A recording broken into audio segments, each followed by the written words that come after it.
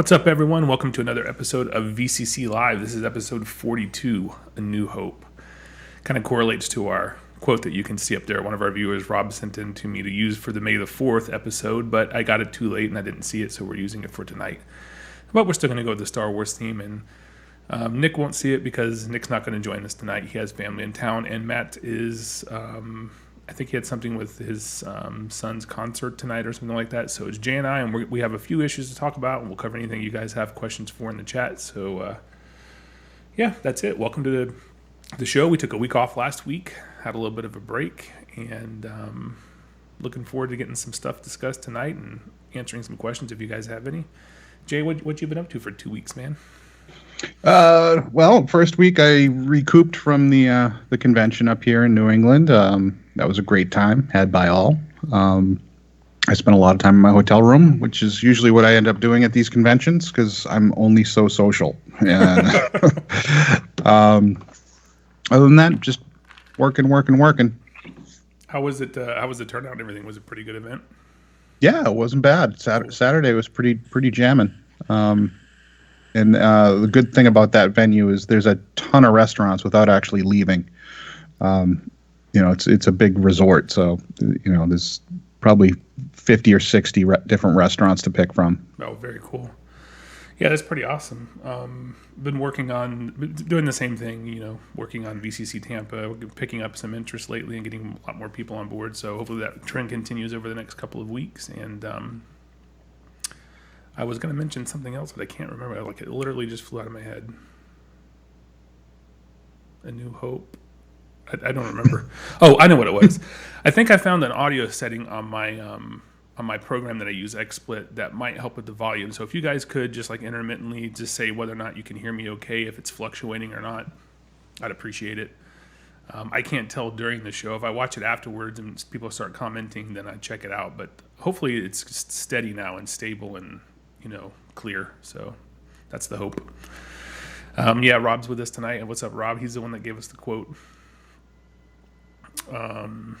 Costello West says 50 restaurants. Well, it's the biggest resort, I think, in the Western Hemisphere or something, right? So, it's a casino, So yeah, it's enormous. So, yeah, I've been there once. I actually played a poker tournament there once when I lived in just north of Albany, New York. I drove down with some buddies that we played poker with and went and played a poker tournament there. I didn't last very long because some guy sucked out on me, but, whatever.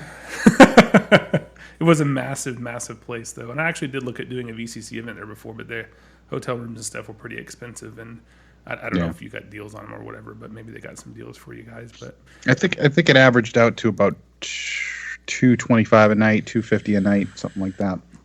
Yeah. Probably a lot of people that came to it lived in the area, I would guess. I don't think smokers are going to travel too far and spend $500-$600 for a couple nights at a hotel, but you never know. Anyway, yeah, so what do we have tonight? The title of the episode is A New Hope, and I don't know if you guys all saw this or not, but on Monday I got a notification that I have notifications set up where I get some information on different vaping keywords, and one of them is Scott Gottlieb, and I received a notification, and I don't know if you've seen this or not, Jay, or if you saw it on my wall, but he had addressed... he's the new FDA commissioner, and he addressed the FDA staff at what was called an all-hands-on-deck, I guess, meeting.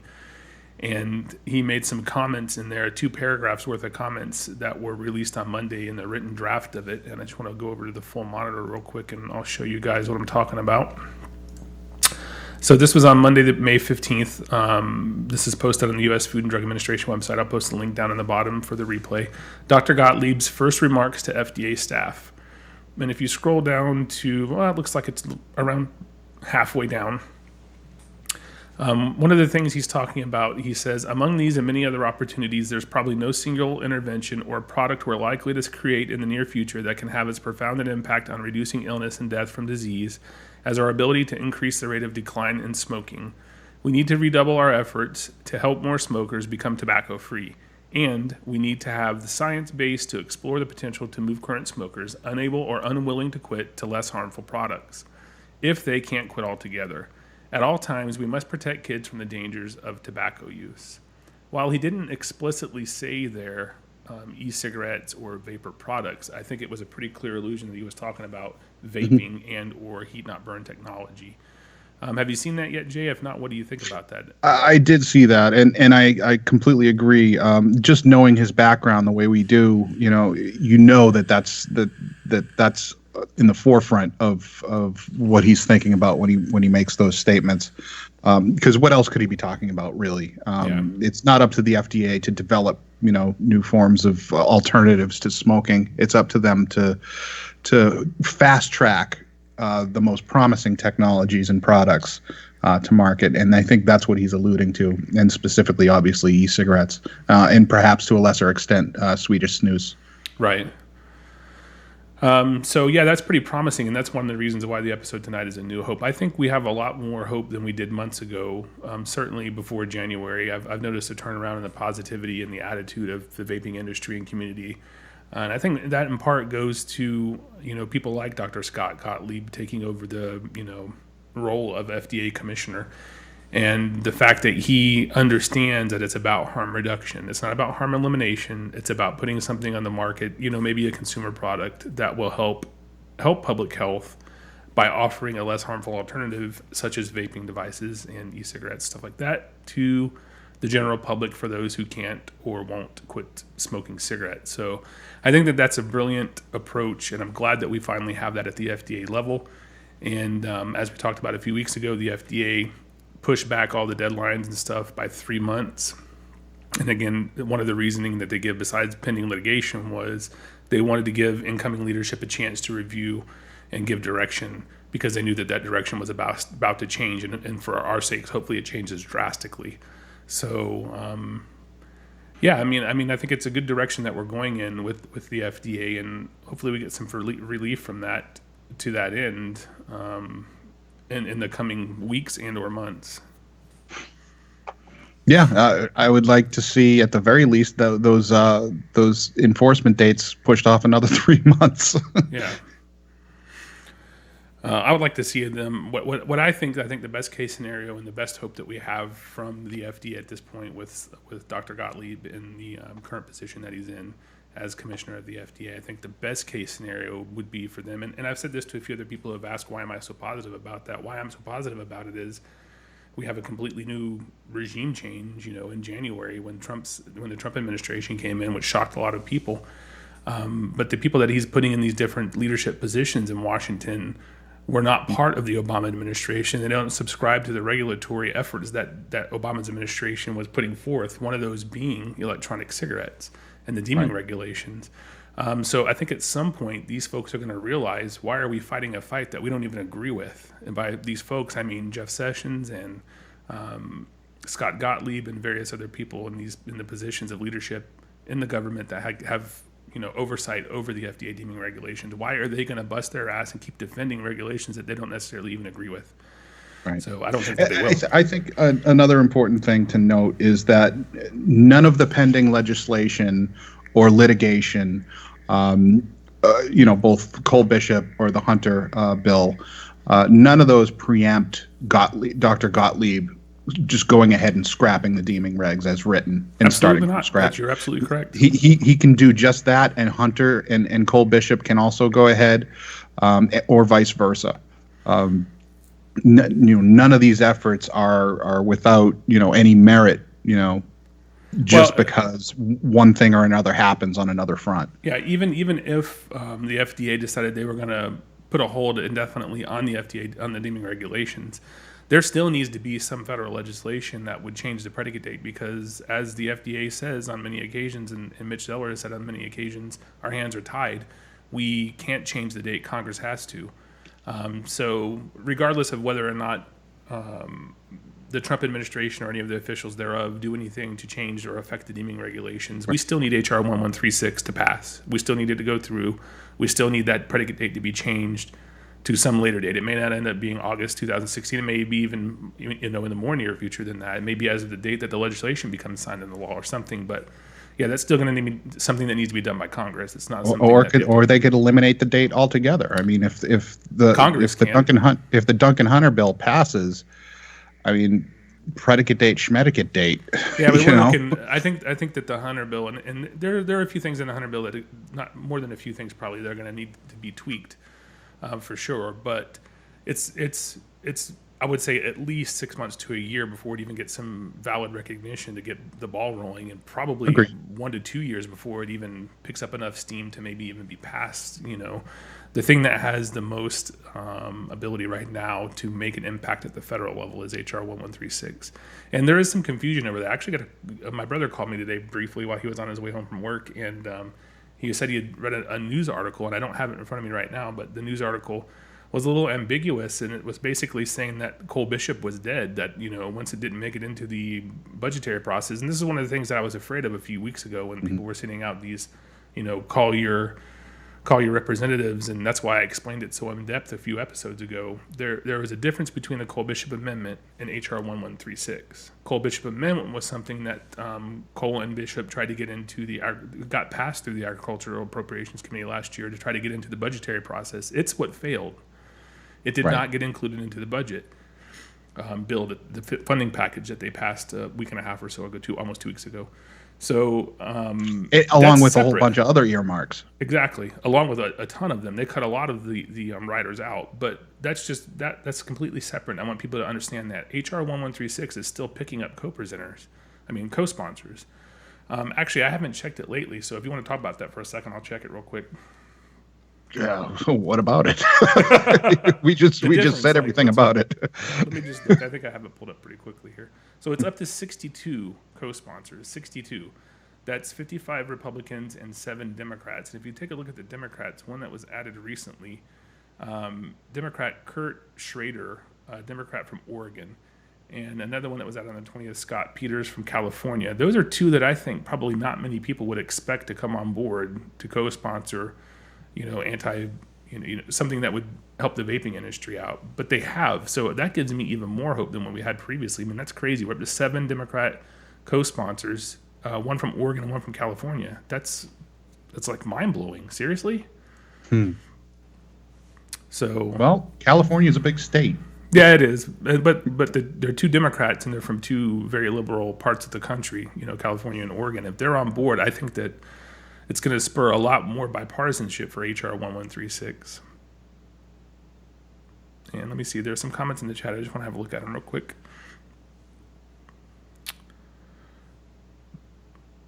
Vaping Miniman says, in my humble opinion, from a politician's standpoint, the Hunter legislation is our only real viable legislation.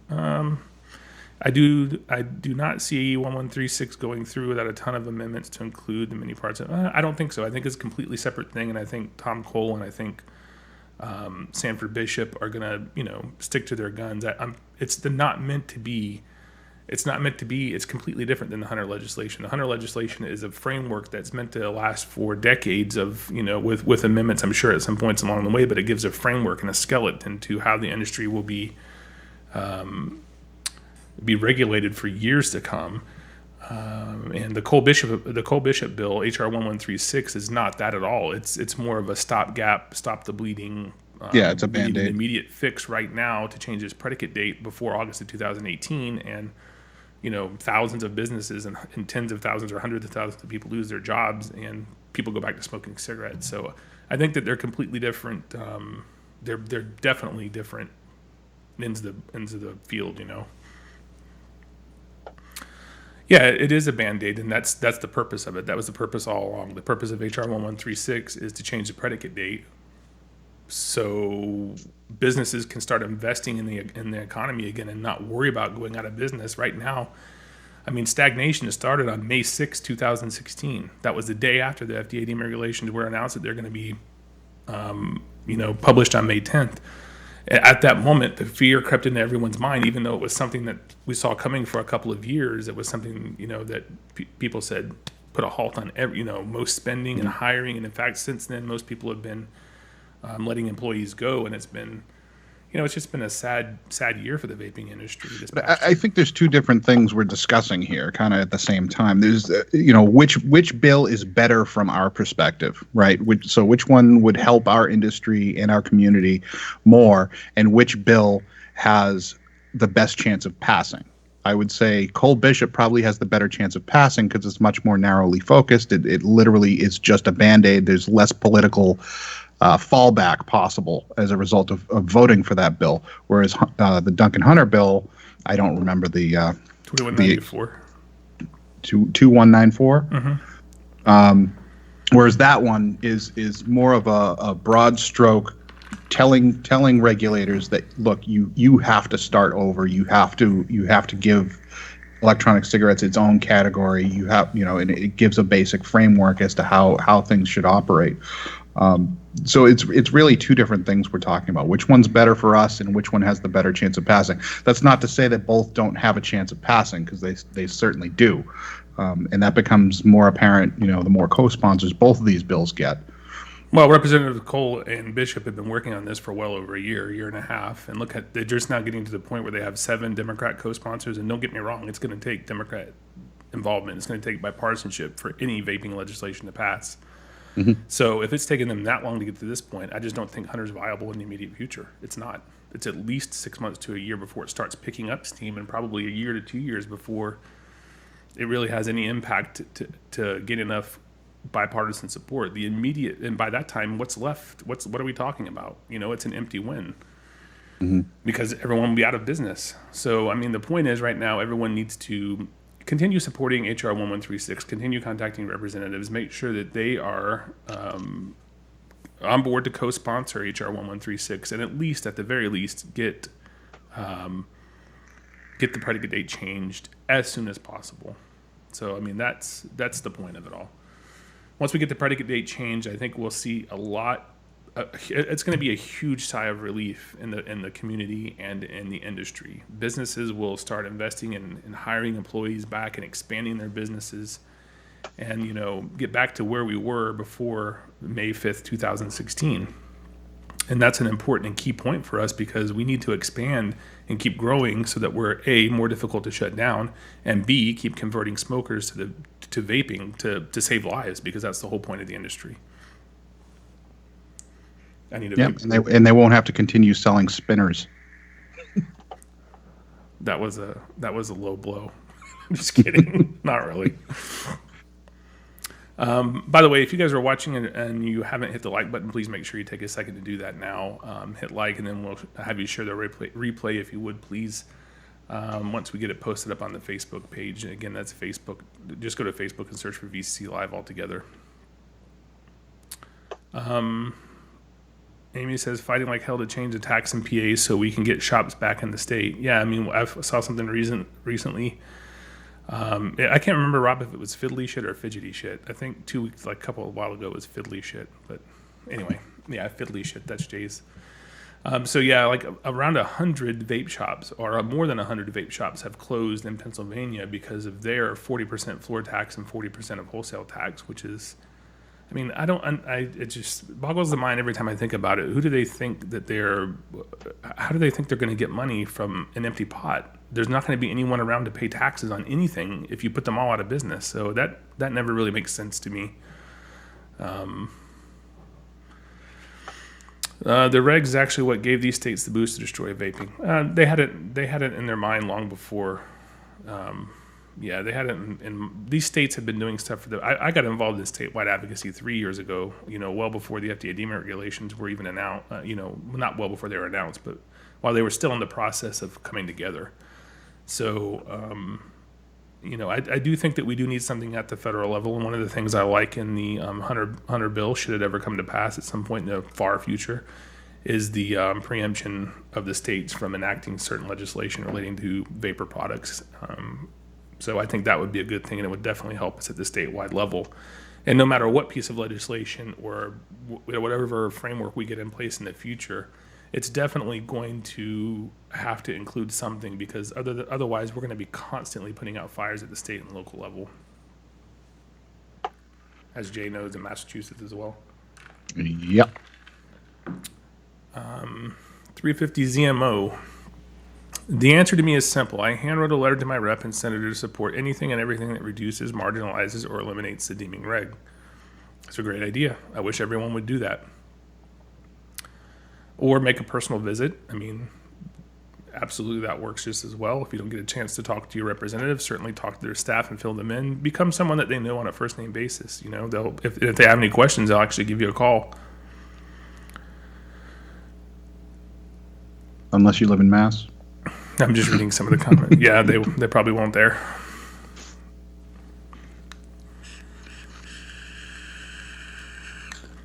Yeah, I mean, they had announced the FDA deeming regulations, and states knew that they were coming. But I mean, states are still, every politician's out for as much money as they can get, and if they think that they're missing their cut on anything, they're going to go for it, whether or not the federal government's doing anything. So if the federal government had never intervened, that doesn't matter. The states would still be attempting to pass taxes and restrictions and everything that you can think of. And basically what happens is it's a domino effect, as we know. Once it happens in one state, another state tries to pick it up, because if they can do it in California, they can certainly try to do it in Florida. And why should California be getting all this extra tax revenue when we're not here in Florida? So that's just the way that politicians think. Mm-hmm. And the FDA has been alluding to regulating our products since 2010. Mm-hmm.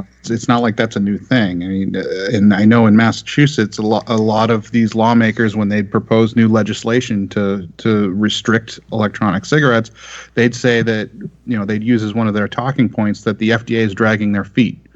So we need to act now. Exactly. There was one other article that I had to talk about. We're about 20 minutes in. Again, we might have a little bit shorter of a show tonight. It goes by quicker when it's just Jay and I, because there's not two more opinions to be interceded. So it goes by a little faster, but I'm going to switch over here and show you this. This was an article that was co-written by Jeff Steyer, who is a longtime vaping advocate. He's with the, I can't remember what the name of the institution he's with, but anyway, Jeff Steyer co-authored this with Henry Miller, Promote Health by Not Defending the E-Cigarette Ban. There's a lot of good information here. Again, I'll post the link in the description, but if you want to scroll down to, again, about halfway down, I highlighted this section. He says, consider just one example. Does Attorney Jeff Sessions propose, in good faith, to defend the many absurdities put forth in the rule as laid out in Obama-era court filings? For instance, the Obama administration contended that vaping devices alone, which don't even contain consumable liquid, it's sold separately, are widely used by former smokers who vape with zero nicotine liquid, are in fact tobacco products under the Tobacco Control Act.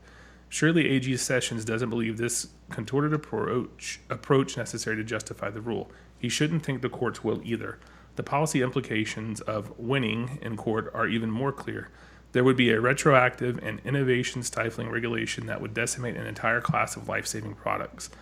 Taking all this into account, the Trump administration now has a unique opportunity to make good on its promise to roll back the worst of the Obama-era regulations by undoing one that won't only kill American jobs, but will kill Americans. I thought that was a pretty profound 3 paragraphs, and it's absolutely true, and that's one of the things that we were talking about earlier, and we've been talking about for the past few weeks and months since Trump was elected. I think Jeff hit the nail on the head there, and what did you think of what he had to say? Yeah, spot on. I hadn't really considered, speaking about the AG and how enforcement is going to work. That makes a lot of sense. Mm-hmm. Yeah, I mean, it kind of goes to what I was saying a little while ago, that the Trump administration officials aren't going to want to keep dealing with and defending at their time and expense regulations that they don't necessarily even agree with should be in place. So I think we're going to see some relief administratively, I hope, probably within the next several weeks and or a few months. Certainly, I hope before they decide to do something with the regulation deadlines again. And also, too, any day we could hear on the lawsuit, the several lawsuits that are pending right now. But I think in any case, it gives vapors and vaping industry businesses a lot of hope right now, and a lot of more positive mentality and mindset in thinking about where they're going. I think once we do get something concrete from either the administration or the legislation side, or Cole Bishop, HR 1136, again, there's going to be a huge sigh of relief, and I think that we'll go back to mostly business as usual.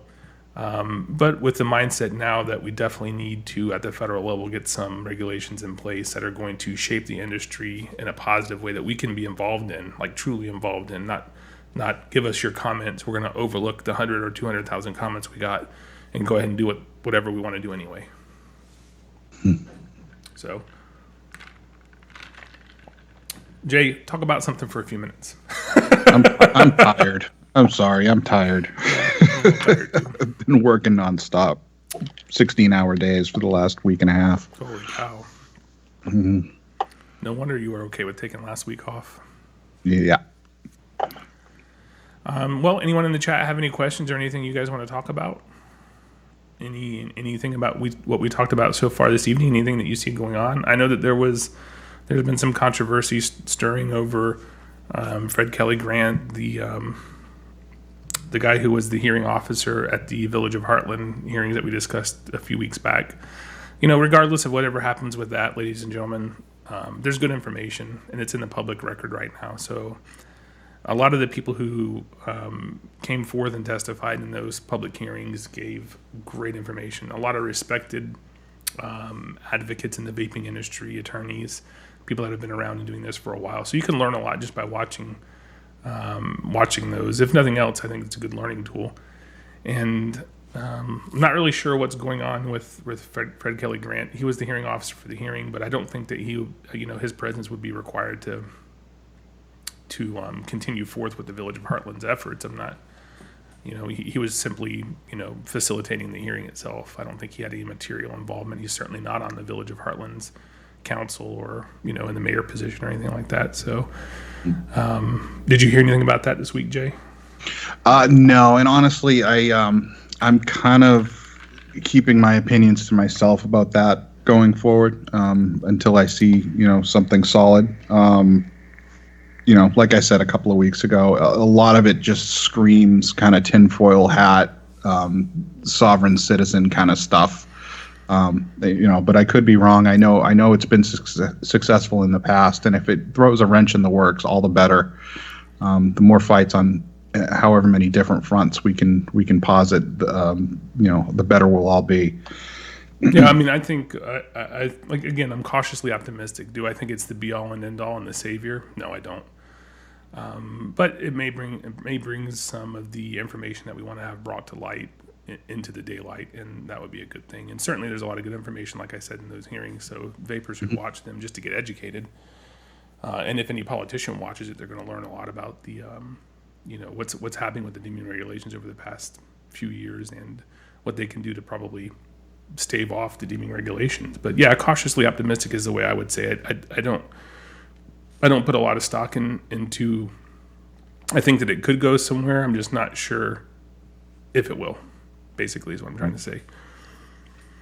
Do you know of any regs trying to be put in place in the Midwest? I'm sure there are some states doing some stuff, but I think we've made it through a majority of, at least the states that I was keeping track of, we've made it through a majority of the sessions without much happening. I know in Louisiana they had a proposed tax, and I can't remember exactly how much it was, but that got relegated to a study committee, and nothing's going to happen with that, at least not immediately, so that's a good thing.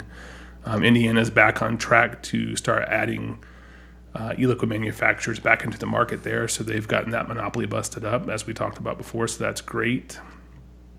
Michigan has the 80% tax. We talked about that a couple weeks ago at our last show, I believe. So if you want to check that out, there's links to that bill. I think it was 4578 is the bill number. I don't know if anything's come of it yet. Rob, I didn't follow up to check into it for tonight. I just, again, if you live in Michigan, you should definitely check out the bill and see what's going on with it. If it's still proceeding forward, make sure you contact your representatives and have them oppose the bill. That's definitely what you guys need to be doing there in Michigan. Anything else going on that you've heard of lately, Jay, in the Midwest? I don't know why just the Midwest, but that's what we were asking. No, I haven't seen anything out of the Midwest. But we've got our own fight here in Mass. So as far as advocacy, that's where I'm concentrating my attention.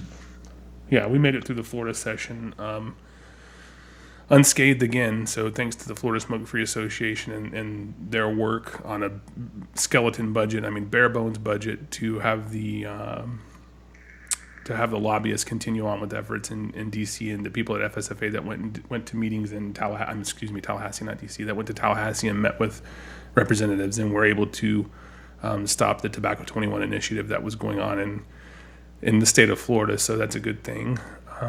That's about all I can think of statewide for now. I'm sure there's other stuff out there, but nothing that I can Nothing that I can think of off the top of my head. Yeah, I mean, 1% always does not, the work for 99%. That's just the way that it goes. Yeah, that's true of unfortunately pretty much anything. That's true of anything. 350 ZMO says, LOL, we used to say 10%. Then I went to 5, now it's 1. Yeah, I'm pretty sure it's less than 1% because the number of vapors continues to rise, but the number of advocates that are actually doing anything doesn't. So, yeah, I mean, that's why we're seeing the percentage scale slide down. Yeah, we usually only get about 35 to 55 people watching live, but we do get replays. I'm not sure if people just can't watch it on the... But I mean, you compare that to even Nick from Daily Vape TV. His Friday builds get 3,000-4,000 views. We're getting 500 to 700 views on a show. So that's people. Advocacy is not a sexy thing. It's not fun to watch. It's not as cool as watching a new build, or that's just the way it is. So that's why when I tell you guys I appreciate you turning out, and Jay appreciates it, and Nick and Matt when they're here, they appreciate it. We appreciate you guys turning out and watching, and at least being interested enough in trying to educate yourself and keep up to speed on what's happening. I don't appreciate it. I appreciate it. We're at 42 episodes, Jay. 42. And I've forgotten every single one except for this one. Yeah, I remember some of them. For our 1 year, we should do this. Actually, we should go back. I think I have most of them when I stream them. I keep a copy of it on the computer, so we should go back and do a mashup for the 52nd one, because that would be like the 1 year.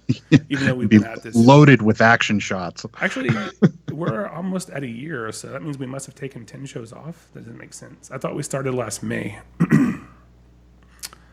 But yeah, we should do some sort of compilation for the maybe the 50th one in 8 episodes.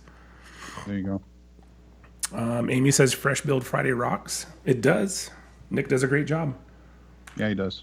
I think I saw where he posted last week. He just broken the 14,000 subscriber mark on YouTube, so that's pretty awesome. Congrats, Nick. And we're sitting at what, 2.3K? Yeah, 2.3, 2.4. Michael says, I know a lot of vapors that I know are kind of scared to talk to the reps because they see it as futile. Maybe some words of wisdom from you guys would help out. It's never, I mean, it depends on where you live and who your representative is. But, even if you can't talk to your representative, speak to their staff and educate them on what you know about vaping and how it's affected your life and your personal story. I mean, it's just like anything with advertising and marketing. If you put something out there for a product one time, it's not going to get noticed. You're not going to have a million people flooding to your website to buy it. It's repetition. Why do you think you see the same TV commercials over and over and over again? Why do you think you see billboard advertisements that are up in people's faces while they're driving for months and months on end? Because It's repetition is what works. You have to be constantly, once a week. If they know it's Wednesday at 1 p.m. and Joe Smith, their constituents, calling about vaping, eventually they're going to get programmed to that, and whether or not you know it or whether or not you believe it, it's going to be stuck in the back of their mind. Yeah, like who in the world doesn't know what Coca-Cola is? Exactly. Why do they have to advertise everywhere? Why? Exactly. It's literally just maintenance. Yep. It's maintaining market share. It's not about gaining market share. It's about being in everybody's psyche. Is Coca-Cola any better than Pepsi? Mm-hmm. Who knows? Who cares? It's freaking. It doesn't matter. The point is that they advertise everywhere. Right. So, I mean, if you think of it like an advertising job, that's what vaping advocacy, at least from the consumer standpoint and from business standpoint as well, but mainly from the consumer standpoint, should be. If you're nervous about talking to your representatives, don't be. I mean, I know it's easier said than done, but actually, the more you do it, the better you'll get at it. The easier it will become for you. So if you do start calling them or visiting them once a week or even once a month or whatever, after the second or third time, it'll be old hat to you. You won't even notice it. Trying to catch up on any comments. A shout out to your 14,000 subs on YouTube. Yep. Good job, Nick. I remember when shop guys around Rob don't like talking about regs. Yeah, you see that a lot everywhere. Yeah. I remember when Nick started Daily Vape TV, I think I was his first subscriber. I'm just kidding.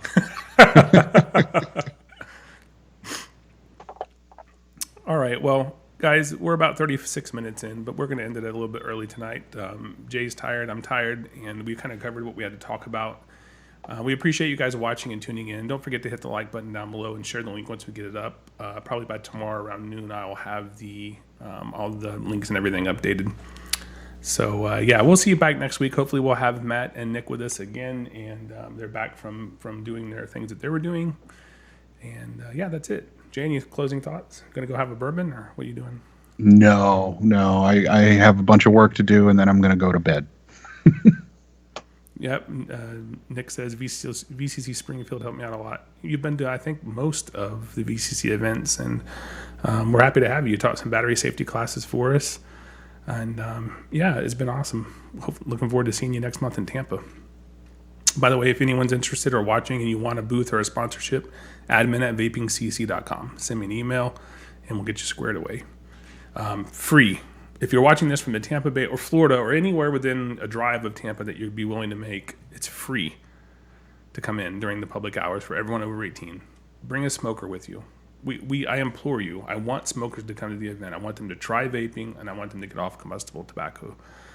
So please share the event page all around. Tag some smokers, tag some fellow vapors. It's on Facebook. You can find it on my wall, or you can just search for VCCT space 17. It should pop up as an event. And yeah, definitely, we need to get some people out there to the event. We need to get people off. I drive every day to work and back. I will see no less than 2 or 3 people with a cigarette hanging out the window. I just want to pull up to them at the stoplight and say, have you guys, but you can't stop in traffic. But I mean, there are people out there, a ton of them still smoking. So if we can get them to the event, to VCC, and get them off tobacco, that's what I do it for. Anyway, that's my closing thoughts. So, Amen. Good night, you guys. Appreciate you tuning in. Please share, please like, please subscribe. And remember, you don't have to do everything. You do have to do something. Get involved.